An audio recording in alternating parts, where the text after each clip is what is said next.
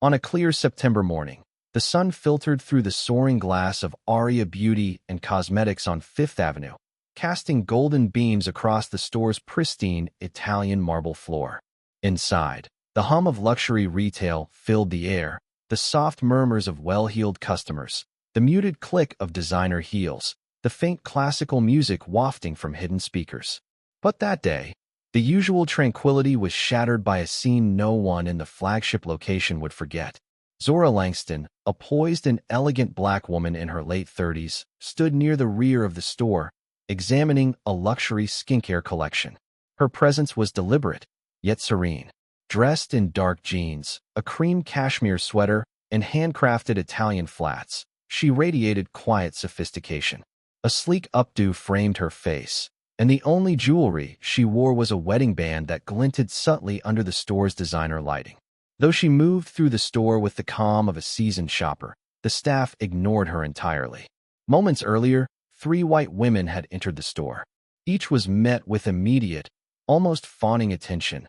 Champagne was offered, names were remembered, private VIP rooms were opened. But Zora? Not even a greeting. Unbothered on the surface, Zora made her way to a display case housing a limited edition skincare line valued at over $20,000. As she leaned in to inspect the ingredients, a man approached. His tailored navy suit and silver hair were immaculately styled. His name tag read Connor Whitfield, General Manager. His smile was thin, practiced, and condescending.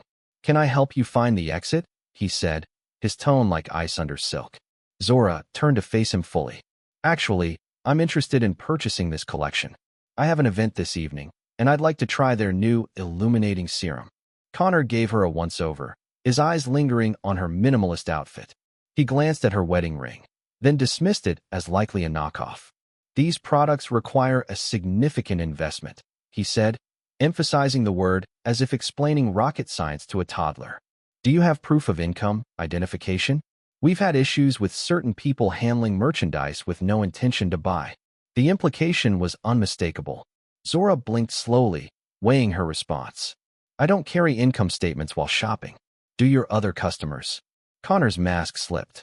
"These items cost more than you make in a year. People like you don't belong here. We don't do free samples or makeup tutorials for window shoppers." The humiliation seared through her, but Zora's face remained a portrait of dignity. She didn't raise her voice.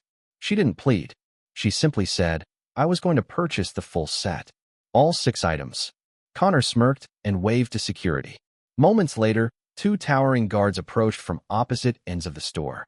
Without a word, they seized Zora by her arms, lifting her off the floor slightly. As they escorted her toward the front doors, customers watched in silence. Some recorded the scene with their phones. Connor followed, arms crossed, triumphant. Outside, Zora stumbled slightly as she was shoved onto the sidewalk. She caught herself, straightened her sweater, smoothed her jeans, and took out her phone. "Dante," she said into the receiver, her voice even, "you won't believe what just happened." What the staff didn't know, what Connor couldn't possibly imagine, was who Zora Langston really was, and who her husband was. Dante Langston wasn't just Zora's husband. He was the founder and CEO of Langston Dynamics, a tech conglomerate valued at over $80 billion. His influence stretched across industries, and his love for Zora was equaled only by his intolerance for injustice. By 4:30 a.m. the next day, Langston Holdings had quietly acquired a 64% controlling interest in Apex Lux Group, the parent company of Aria Beauty and Cosmetics. At 10 a.m., just as the store was set to open, a convoy of vehicles arrived outside the flagship location. 2 charcoal Rolls-Royce Phantoms, followed by 4 black Escalades, pulled up in perfect synchrony. From the first car stepped Zora, now in a tailored white pants suit, her hair styled into an elegant bun that glistened in the morning light. From the second, Dante emerged, calm but commanding.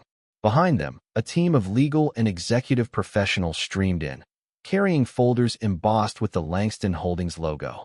Inside, employees froze. Connor adjusted his tie and prepared his best smile, but it faltered as Zora entered the store she'd been dragged out of just 24 hours earlier. Dante didn't raise his voice. He didn't need to. "I believe you met my wife yesterday," he said, his tone sharper than a blade. Connor stammered. I, I had no idea. Had we known, we would have. Zora didn't take his outstretched hand. She simply looked him over the way one might assess a cracked vase. A member of Dante's team handed Connor a folder, ownership transfer documents. Langston Holdings now owns this store, this brand, this chain, Dante explained.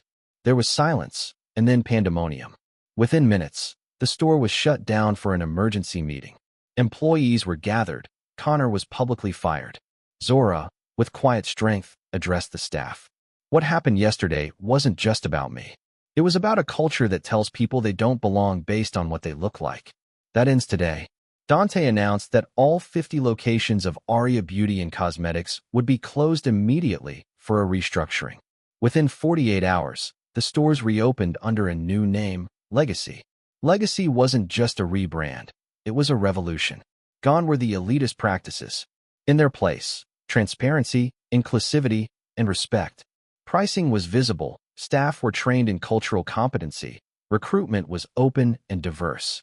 6 months later, Zora stood on the steps of the Fifth Avenue store as creative director, cutting the ribbon to welcome the public to a space that looked luxurious but felt humane. Meanwhile, Connor Whitfield, now wearing a red apron, rang up customers at a mid-tier cosmetic store in Queens, far from the power he once thought untouchable. Zora's story became legend in the retail world, taught in business schools, and whispered about in executive boardrooms, because sometimes justice isn't just about consequences. It's about rebuilding the world you deserve. But the story didn't end there. 3 months after the grand reopening, Zora received an anonymous envelope. Inside, an internal memo from a rival luxury chain, Seraphine Beauty, mocking Legacy's inclusive policies and labeling them as market suicide. Alongside it was a screenshot from an internal group chat filled with racist remarks, including photos of Legacy's new diverse staff being ridiculed. Zora took a deep breath. She wasn't shocked, but she was activated. She met with Dante in their sunlit penthouse office. "This isn't just about our stores anymore," she said, setting the documents on the table. "It's the industry. This whole rotten layer underneath the polish and perfume." Dante leaned forward, his eyes locked on her. "Then let's finish what we started." They launched Project MIRA, a sweeping industry-wide audit initiative supported by a coalition of ethical investors and watchdog organizations. It would investigate hiring practices, customer treatment, and executive diversity across every major luxury cosmetics chain in North America. Zora became its public face. The media storm was instant. Zora was invited to testify before Congress on systemic bias in the luxury retail sector. Her quiet yet piercing testimony aired on national television. Luxury has long been used as a weapon of exclusion, but beauty should never be a gatekeeper. It should be a bridge. The moment went viral, and with it came the reckoning. A month later, the CEO of Seraphine Beauty resigned. A class action lawsuit against 3 major chains gained traction. Multiple boardrooms were forced to confront their own complicity. Legacy, meanwhile, became a movement. Zora began lecturing at universities, speaking not just on business strategy, but on dignity economics, a term she coined to describe profits earned through principles. She launched the Langston Fellowship, funding BIPOC entrepreneurs in fashion, skincare, and wellness. 6 months after the congressional testimony, Legacy opened its 100th location in Johannesburg, South Africa. That morning, Zora stood in front of a crowd of thousands, sunlight catching on the gold-lettered sign behind her. Legacy Beauty, with honor. Her voice rang out. True luxury isn't about scarcity. It's about sincerity. It's about crafting something so beautiful, so thoughtful, that everyone feels seen in it. That's the world we're building, one storefront at a time. Applause thundered. Back in New York, at the small discount cosmetics store in Queens, Connor Whitfield watched the moment on a muted television above the register. A customer handed him exact change for a $9 lipstick. He took it with a hollow smile. Behind him, a shelf sagged under the weight of unsold clearance items. In his pocket, a termination notice from even that job, citing poor conduct and customer complaints. He looked up at the screen again. Zora was smiling, and for the first time in a long time, Connor understood what true power looked like. Legacy had been born from humiliation, but it rose, unapologetically, triumphantly, from the ashes of exclusion to become a beacon of justice, and the world would never be the same again.